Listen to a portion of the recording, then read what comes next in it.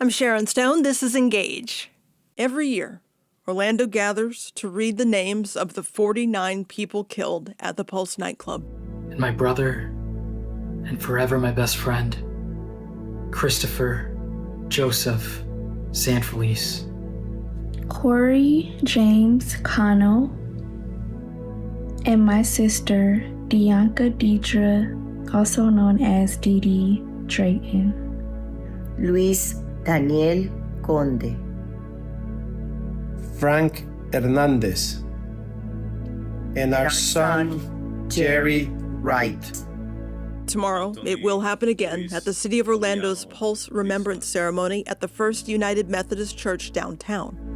Mercedes Marisol Flores, and my brother Javier Jorge Reyes. This year marks a milestone. 10 years since a gunman stormed Pulse on June 12, 2016, killing 49 people and injuring 58 others. This is Engage on Central Florida Public Media. I'm Sharon Stone. For many, this milestone is emerging as a difficult one, full of heartache and unresolved grief. Central Florida Public Media's Joe Mario Pedersen joins Engage now. You're here to share a story of one survivor who hasn't really spoken out about her experience before. Yeah, no, that's right. We're talking about Daralice Torres. She's 37, currently lives in Fort Wayne, Indiana. She, of course, used to live here in Orlando, and she had been telling me that, of course, she was one of the survivors there that night. She had actually gone to the club with two of the people who had been killed, Jonathan Kamui Vega and G. Marie Rodriguez Sullivan. And we really started with how she was doing as we got closer to the 10-year remembrance, right? And I asked her, how was she, right? And how she'd been adapting to life in these last 10 years. And she described it as kind of like being on a roller coaster. But then again, that's the roller coaster of the up and down. And then it came another era where that kind of like went away. You were able to, smile, be happy about certain things, and the nightmares came back and everything again. So then you find joy in life again, then you go back to it. So I just don't recall a time before 2016 where it was like that, where there was always something that would take you back to a certain point. So, a lot to unpack there, right? She has the highs and lows, and easy to understand how a person, after going through something like Pulse, would probably get there. Asking her about that night, she was telling me that her group had arrived at the club pretty early on in the night. She was telling me that a lot of the survivors had arrived at about 11, but her group had been there probably earlier, sometime between 9 and 10. And they were having this wonderful night. And she said right when the shooting began, there was some confusion because they were hearing these gunshots, but they'd been hearing gunshots all night because there was a lot of gunshots in the music that they were listening to reggaeton. She was telling me that there was a lot of hip hop, and the sound of a gunshot has been used in a lot of the songs that they were already dancing to. And then she told me, what came next. A lot of screams, people running or being trapped. I do remember, obviously, the sounds getting louder, like the shots getting louder. At some point, I was in the VIP, because the VIP had, the lounge and the area of the restrooms and all that, and the entrance. At some point, I go from looking at him or hearing him say, that's not, he's like, no, that's not music. For clarity, that him she is referring to was one of her friends at the club. Following that, she isn't really sure how she ended up going outside. A lot of this part of her story, she's told me that she's had to rely on others to kind of clarify where she was, how she even got out of the club. She had blood on her. She knew it wasn't hers, but she doesn't know where it came from. And she was there for hours looking for her friends without having any idea that they had been shot. We hear these accounts from the survivors and how terrifying this was. She's been telling me that, she's been trying to work through a lot of that, trying to piece a lot of these memories together. But at the end of the day, she's still filled with a lot of questions about what happened to Jonathan or to Jean-Marie, about the situations that they ended up in and how they got shot. And, she, of course, carries this survivor's guilt, too. So it's a lot that she's carrying. Joe Mario, we're a decade removed now. Is she in a place where she can move forward? So, yeah, we did talk about that. And I thought that this was really impressive to me. She told me that she went to a pretty dark place after this, of course. And she was actually studying to get her master's degree in human resources management. And while she was taking those courses, Pulse, of course, happened, and she didn't really feel like she wanted to continue that. She was really close to Jonathan, especially, and she decided, well, if I can't finish it for me, I'm gonna finish it for him. And she was able to find that drive. As far as a purpose beyond Pulse, she says she has 2 little girls. Why I keep going, I don't know if I would have been able to continue had I not had those girls, if I'm really, really honest. Especially because of how heavy is for me, like everything in my particular case, I talk as a survivor and I talk as not knowing, the details of where John was and all that. So having that excruciating pain for so many years is something only maybe love and time, patience can overcome. And I think that's where my daughters play a huge role. Joe Mario, you mentioned that survivor's guilt. That, along with grief, why does it tend to be more powerful at certain times, like this 10-year remembrance? Yeah, I spoke to a couple of different experts about post-traumatic stress and the grieving that, we experience during these remembrances, these big number remembrances, right? Like 5-year, 10-year, right? And the way they thought about it, it's a couple different things. It's first, we start talking about it again more, right? In the lead up to it. And in the talking, you might not actually even consciously realize it, but as a result of that talking, you start thinking about it more. And then that weight of time, we were talking about this weight of time, 10 years, you start to feel that physically, right? So it does tend to unearth, some feelings that maybe you thought had been resolved, but, they come right on back with, again, that feeling of the heaviness and just with hearing about it more and more and more. You, Joe Mario, are part of this Central Florida community. You were covering the attack at Pulse in 2016. What feels different for you now? I don't know. I mean, as far as where I was then with where I am now, I mean, that was a tough day for all of us, right? And I think I still, I still feel that sadness, right? I still feel the pain of what we saw that day and the days following. I think for me, what's changed is, I guess, just my perspective on Orlando, and that happened very fast. I always saw Orlando as a friendly place, but witnessing the amount of love that really came out of that day, and the embrace for so many people, right, in so many communities, seeing the city evolve in that way, and then retain that, right? I think it's easy to, when you're swept up in the emotion of something, right, to try and be more inclusive, but for that change to really stick over 10 years, I think that is very impressive, and I think that is stuck with me as far as this community goes and the last 10 years. Central Florida Public Media's Joe Mario Pedersen, thank you so much for your insight. Thanks for having me.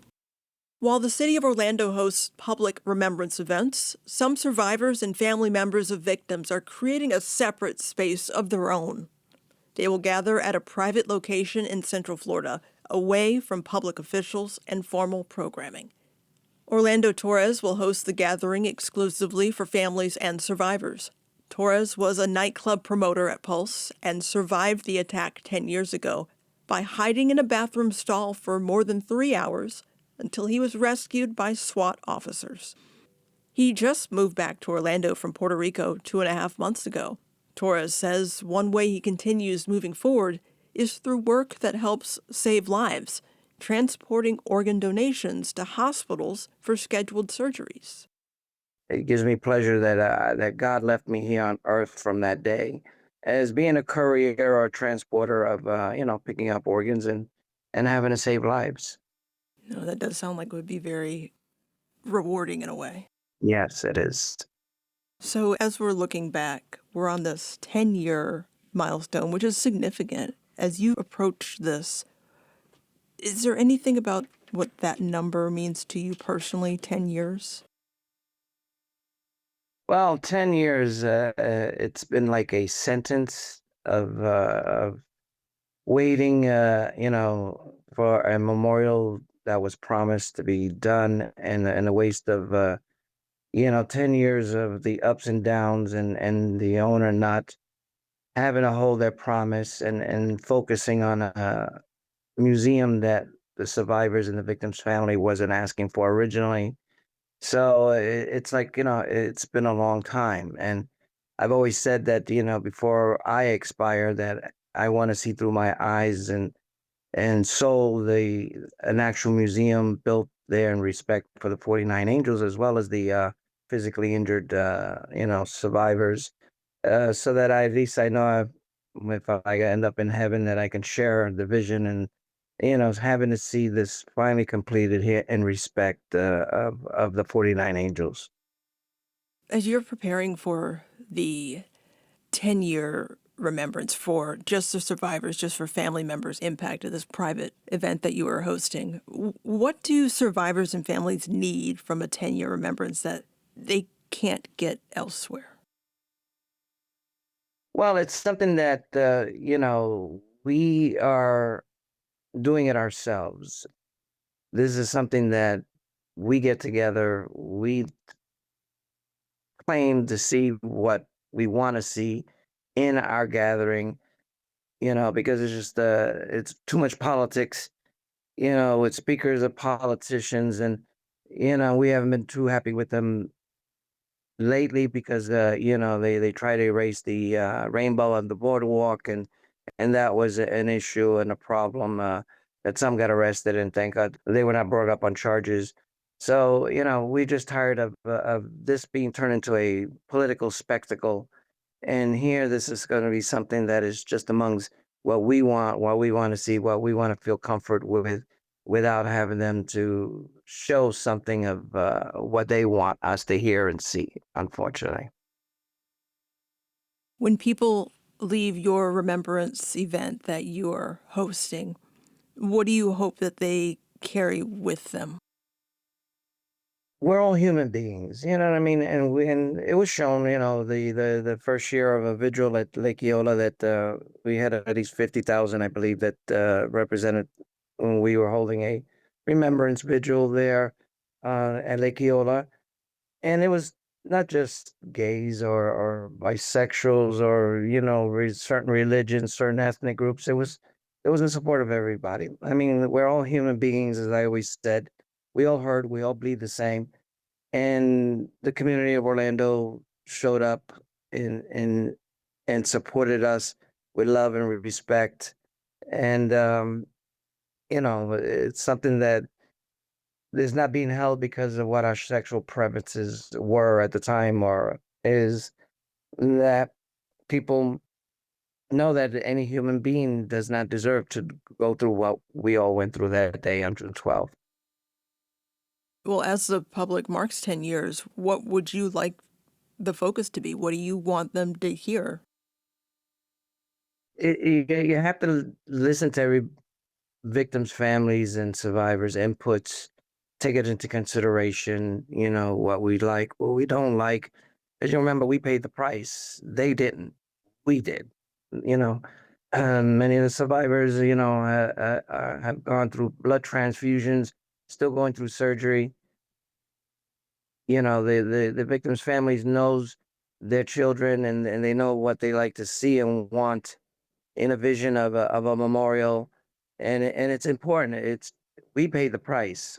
Many pay the ultimate price, and it should be respected. It should be listened and heard, and working with us. But apparently, it seems like you know whoever is holding the memorial creation, it seemed like they wanted at their vision, not the respect of the victims of the tragic mass shooting June 12th.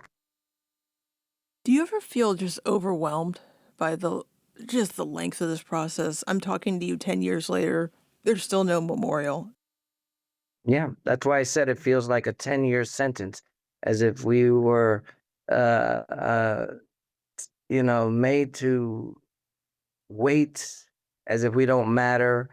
A waste of promises that looking forward to something that it was deserving, in respect for the 49 angels. So, yeah, it's been feeling like a 10-year sentence of a upward and downward battle of with the owners as well as the city. So never smooth, but this is what we've been dealing with, and waiting and hoping for something to go in respect that we all feel and want to see that we deserve. If you could make sure one message is heard during this anniversary, what is it that you want people to hear? Well, I've always said, and I always love that meme that was put out, keep dancing Orlando. And that's not just keep dancing Orlando, because when we were invited to the Boston Pride a year or two, I think it was afterwards, that we went out there, we were on a parade float. We chanted that out to Boston. Keep dancing Boston, keep dancing Boston, and stay strong, And I love that because dancing does not hurt anybody, and that's what it was that evening, was a traditional get together, enjoying music that we love to hear, to dance to, and someone comes into our house, our place of peaceful dancing, and having to take innocent lives, and if you don't dance, then they win. They proved that they should put fear into us there or anywhere, preventing anybody from enjoying life, dancing, doing what they love. So keep dancing in life. Do what you love to do. Don't let hatred despair you of enjoying life doing so. Just keep dancing, and if not, they win, and they don't deserve to win for whatever belief they're against in any human being's life. Just keep dancing, keep joining in life, keep doing it. Orlando Torres is a Pulse shooting survivor. Earlier this year, the Pulse nightclub was demolished to make room for a permanent memorial. When thinking about that memorial, Torres says he hopes many of the items left at Pulse over the years by mourners and supporters, like the letters, art, and other tributes, won't be forgotten just because there isn't enough room to display everything at once. He would like the memorial to rotate displays periodically to showcase different items rather than leaving some in storage permanently. Engage is a production of Central Florida Public Media. Subscribe wherever you get your podcasts so you never miss an episode. Richard Copeland is our senior producer. I'm Sharon Stone. You can reach us anytime with questions, comments, or story ideas. Send an email to engage@cfpublic.org. Thanks for listening.